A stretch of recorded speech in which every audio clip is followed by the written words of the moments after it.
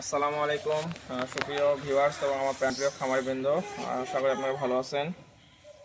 আমি আজকে ভিডিওটা নিয়ে আপনাদের সামনে আসলাম। এটা একটা সচেতন করার জন্য। আপনারা জানেন প্রত্যেকটা ভিডিওতেই কোনো না কোনো মেসেজ থাকে। আজকে আমাদের এই যে হাই প্রায় একদম সকালে 7টার দিকে ফোন দিয়েছে আমাকে, শীতের সকাল, কনকনে শীত আপনারা জানেন।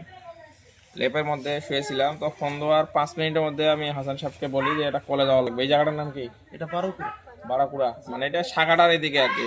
পিছনে আমাদের অনেক বড় যমুনা নদী আছে, আপনারা কোনোদিন হয়তো দেখবেন। তো সন্ধ্যার সাথে সাথে আমরা আসি। হ্যাঁ, যখন কোনো খামারি আমাকে প্রয়োজন মনে করে আমি চেষ্টা করি আর কি, যেখানে থাকি আসা। তো এই গরুটা দেখেন একটু, যে আমরা এই গরুটা দেখতে আসছিলাম। এই গরুটা সমস্যা হচ্ছে এটার কালকা থেকে কি সমস্যা বলে দেয়? কালকা থেকে অতিরিক্ত জ্বর, একটু শ্বাসকষ্ট।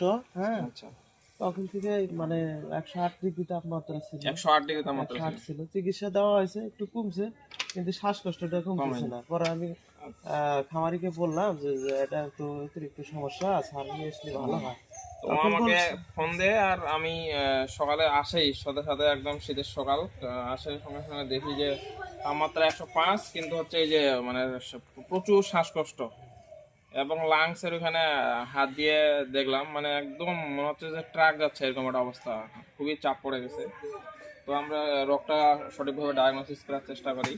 খামারির কাছ থেকেও শুনে উনি ভিতরে গেল। তো আমরা শুনি এবং নিজের চোখে দেখে যে চিকিৎসাটা করার চেষ্টা করি আর কি। আমি আমার যোগ্যতা সামর্থ্য অনুযায়ী আমি একটা প্রেসক্রিপশন করে দেই। আশা করি যে এই ওষুধগুলো যদি ও খামারি এখানে অ্যাপ্লাই করে, আশা করি আল্লাহ যদি চায় তাহলে গরুটা সুস্থ হতে পারে।